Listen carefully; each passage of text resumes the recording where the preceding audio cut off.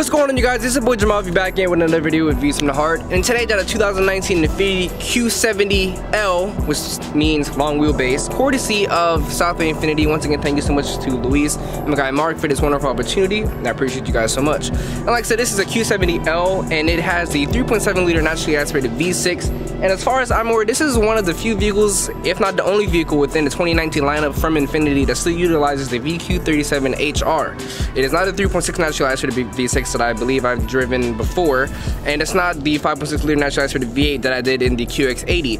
It is still utilizing the same engine that debuted in the G37 back in 08 or 07, I believe. So that's pretty interesting. I'm very familiar with the engine and I'm eager to see how it performs in something that weighs a pretty good amount more than a G class. Like I said, this is a long wheelbase, and this is meant to compete more with something a la Mercedes S class, BMW 7 Series sort of esque. You know, that's kind of where it's priced about, and that's kind of what it's competing with. So like I said, despite the fact that it's still utilizing the G37 engine or the VQ37HR, the naturally aspirated 3.7 liter V6, let's go ahead and take this bad boy for a spin and see how it drives. Let's go. So what's going on, you guys? What's this like driving a 2019 Infiniti Q70L? Well, technically, to be super technical, this is not the L version. For those wondering, I have done this video in two parts. The first one, the Q70L that I actually have footage of, was sold. But it was good for Mark, so you know, it sold over the weekend. So I'm doing the Q70. It is literally the same exact thing, with the exception of the fact that it is not long wheelbase, so the rear occupants do not have as much leg room as, well, what you will see that I have footage of the Q70L. Now, this is the only vehicle within the current 2019 Infiniti lineup that I'm aware of, and I'm pretty sure I'm 100% accurate with this, that still utilizes the venerable and beloved VQ37HR, which debuted in the G37 back in 07, 08. So I'm very familiar with this engine and its characteristics. It's very linear. It has a lovely power band, very respectable, very stout. It just doesn't have that much torque, but like I said, it's very linear. So for any sort of sporty characteristic driving, it's very ideal because it's easy to control. But obviously we are in Infiniti's biggest sedan offering, so the roads that I'm currently on are not necessarily the most ideal for this sort of vehicle, but I'm taking it down here anyway, so what's up? But anyway, so this has the same exact steering from what I can feel, and well, actually what I know of too, from the Q50 that I most recently did a review on. And like I said, I guess with a little bit more weight, this vehicle is just under 4,000 pounds. I believe 3,957 pounds is its current weight off the top of my head. It's still pretty big. I'm not gonna lie, but obviously this is not a sports car by any means. This is meant to be a comfortable family cruiser. But I can tell you right now, as I'm semi-carving up these roads right here, the translation to steering wheel to hands to my mitts on the steering wheel is, if I were to give it a rating out of 10, I would say probably about a 4, if I'm being honest. It's like I said, it's just not meant for something like this. That's just not what it's meant for. So I'm not faulting it for that. I'm not being overly critical or negative. I'm just giving you my overall impressions of it. Sorry, my ears are popping because we are descending from the hills. But excuse me. Okay, now I have equilibrium back. But anyway, this vehicle is in sport mode and it is rear-wheel drive. And it has a horsepower of 330 horsepower and 270 pound-feet of torque. Again, like I said, this is literally the same exact engine from a G37. And it's actually very comfortable.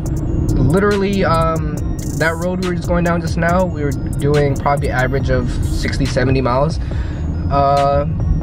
Kind of bumpy, not the smoothest road, and honestly, that's the smoothest I've ever felt that road. This vehicle really absorbed every imperfection very well. The seats are comfortable. The sound deadening is great. I don't know if you guys can really tell, but I can tell that it's pretty isolated in here. It does give off a very premium aspect, you know. I mean, I would hope so, considering the fact that this is meant to compete with, at least in theory anyway, with you know, its German equivalents like that S-Class or a 5 Series, or you know, something along the lines of even a 7 Series.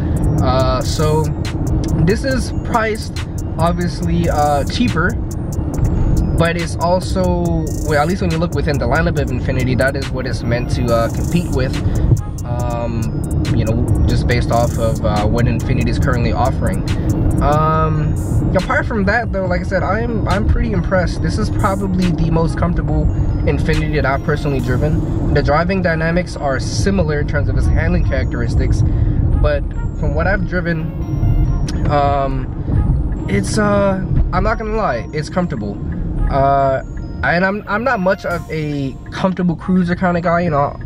As you guys know, I'm more of a sports car, but I can see why people appreciate this, and I like looking at things from people's different perspectives and understanding why some people buy the things that they buy. And like I said, rarely do I ever experience a car where I'm not being beaten up, because I get semi beaten up by my own car every day because it's a sports car. It has a stiff, harsh suspension for the most part, and it's not made to pamper. This, on the other hand, is, while I'm not going to sit here and lie to you and say, like, it's the most luxurious experience I've ever had, because, you know, there are things like Rolls Royce out there, but it's, honestly, from the luxury options that I have personally driven, it is definitely up there, and these people are driving extremely slow. Lord Jesus. Uber driver. Lord. I know you're trying to save on an MPG, but Jesus, there's a whole football field in front of you to the next vehicle. But, it's really comfortable, and I'm really surprised because I've driven the same basically test drive route, you know, numerous times, and these roads are let's just say just barely adequate in a lot of spots. It has a lot of road imperfections, a lot of bumps, but this is handling it like a true boss. I can't even lie, like I'm comfortable in here. I'm not getting beat up. It feels good. It feels great. So the only other thing though is that, Mark, my good man, you did mention that Infiniti seems to be getting rid of this model, right? Or is it the QX80? I apologize. Both actually, but wow. Nothing's confirmed. It's just all speculation at this point, but sales are down on both vehicles. So the QX80, which is Infiniti's top of the line SUV, and the Q70, which is this particular model, while they do not lack in its driving characteristics and its comfortableness, in my opinion, they do tend to lack in technology. And by that I mean, it's interesting in the sense that the front doors do not have soft touch closing, but the rear doors do. And that's perplexing. I don't really understand why it's done that way. You know, you would think something that is premium and supposed to be top of the line Infiniti would have something that is comparable. It does not have foot sensing trunk opening. It does not have that. So you tend to see the little tidbits of technology here and there that its contemporaries may have that would kind of sway another customer towards other options, because it's just lacking those few little luxury amenities that other vehicles offer off top. And the reason why I said this is because the average buyer of this is, you know, not gonna lie, is probably most likely going to be somewhere up there in age, someone that wants something comfortable, refined, and just convenient. Is probably the biggest word that one can use to describe the average buyer looking for something like this, something that's convenient and is just overall just works and is loaded with technology. This, in my opinion, compared to many of its rivals, is more bare bones. This is more analog. This is more kind of do it yourself. But when you think about it, the people that are of the age that tend to purchase these vehicles could have, you know, slight motor skill issues, because, you know, up there in age, want something that can be easily opened, things and things of that nature. So if it has to have more manual input, and there is a competitor that makes it easier for, you know, an elder woman or gentleman to utilize their own vehicle, chances are, if they're looking for something convenient for them and fits their needs, they're gonna, okay, excuse me, van, like, I need you to, all right, chill out there. Came a little too close for comfort, you know. Can't be having those issues over here. Man, this thing is real light though. But as I was saying, before I was interrupted by being scared by that van, it's something that is of note. And Mark, can you please remind the viewers of that one story you told me one time of a gentleman that came in looking for something like this, And well, I'm gonna just let you tell it because I thought it was hilarious. When he was looking at the doors or some feature that he was looking at, and he was like, well, thank you, I don't want to waste your time anymore. Oh, it's a manually open trunk. Even when you push the button, you still physically have to lift the trunk up. It does not open automatically for you. And he was like, thank you for your time. Oh my god. So, well, that too. He was coming from a BMW 745. Yeah, that's something that is a little bit more pampering than this. But let me just test out the VQ. Remember, this does weigh 4,000 pounds, and hear that nice engine note from the VQ. Dang, that revs. I forgot the fact that they're revved all the way at 7,500. But that was impressive. You know, like I said, the thing with Infiniti is that their engines have never been something of a negative for them. It has been diffused. Oh wow, look at this. Wow, look at this one right here. Uber driver. It's like, Jesus, fam. I mean, granted, we were obviously safe because I knew he was gonna pull out, but some people, I really do question the decisions they make. Like, why?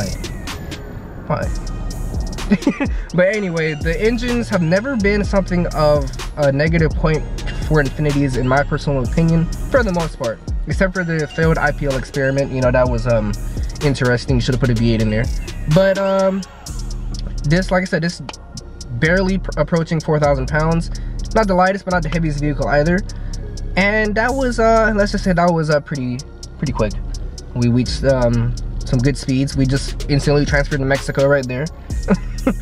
But like I said, there's a lot of things to like about in here if we're just looking for something that is straight to the point. There's no gimmicks, there's no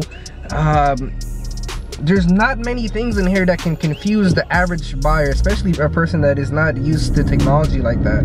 So I'll say, if you're looking for something that is not overly perplexing or complicated to use, this is ideal, because there's not many, I mean, you still have an antiquated clock here, come on. Like, there's not many things that can confuse someone. But, like, again, if you're looking for something that is that will pamper you to a degree that you desire, that is beyond, and well, at least in my opinion, reasonable standards, you know. Like, does this have massaging seats? It does not. Okay, well, see, there you go. It does not have massaging seats. But I could see how something like that would, be necessary for some people. You know, some people, my scoliosis folks out there. So like I said, it lacks in some of the more higher trimmed amenities, which is, I guess you can see why it's attributed to the fact that these aren't selling as much as Infiniti would probably like, and why it's being speculated that this is either going to go away or it'll be completely revamped, something along those lines. And it will be very interesting to see what Infiniti does to rectify what is in here right now and how much they will upgrade it, or if they will just be content with their SUV and compact sedan type, you know, your Q50s and QX50s. It'll be interesting to see if they will bring back something like this and offer it in a means that will be competitive to its contemporaries. And I did not realize this went like this, but I guess I took the wrong right. I've never been in here. Well, I guess I have to, I apologize. We're lost. We're not lost, but I did not expect it to look like this. We came in a whole neighborhood. Just do some hooligan. No, I'm just playing with you. I'm just playing. But overall, I think I covered everything about this vehicle. Oh damn, there's a back engine here. And I realized that. Oh, here's a light. But again, like I said, I think I covered everything I needed to about this vehicle. Again, it is something that is straight to the point. You will not be pampered with technology or luxury amenities that you will find in its contemporaries, and that's why I feel that this vehicle in and of itself is hurting in sales because of that. But that does not mean it is a bad choice. Again, the less technology, in my personal opinion, means generally the less things that can go wrong. So if you have something that is just to the point and reliable, that can also be a positive. You know, that's the way I look at it. Sometimes, you know, if you want an automatic trunk, you know, depending on, you know, what stage you are in your life, maybe you want something that opens up automatically. And maybe you don't need to. Maybe you're one of those people that is like, I can do things myself as long as I'm breathing and God's giving me life and whatnot. You know, go at it. But like I said, this is not a bad vehicle. I personally don't mind it at all, because I'm not really a person that is super into an influx of technology, because there's a lot of things that I just really don't use or need. Would massaging seats in here be nice? Probably, but how often would I reasonably use it? Probably not that often. If I'm being honest with myself in my current term of life and what I look for in a vehicle. And like I said, it's comfortable. It is very isolated in here. The sound deadening is great.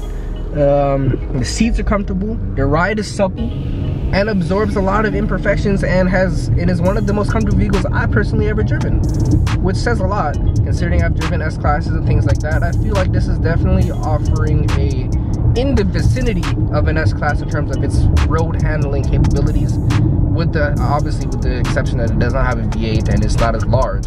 But other than that, this is something that is, if you're looking for a reliable, remember this does have a VQ, so it is very well known as a reliable engine, very stout, and you can put a ton of mileage on here. So with that being said, that would be my closing thoughts. If you're looking for something that is to the point, comfortable, and offers a little bit more space, especially with the L version, than a Q50, then this is not a bad buy. But if you're looking for something that is overloaded in features and a lot of luxury and technological amenities, this is honestly not for you. This is not something that will offer that in its current trim or even anything in the lineup.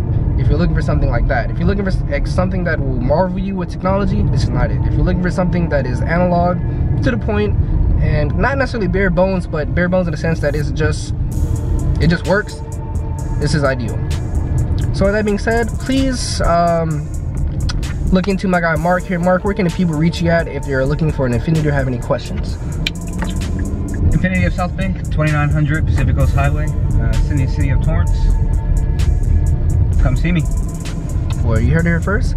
Remember, this video is courtesy of South Bay Infiniti. Once again, thank you guys so much for this opportunity. And with that being said, it's your boy Jeameave with Views from the Heart, and I'm out. Have a blessed day, and I'll see you guys in the next one as I make this turn.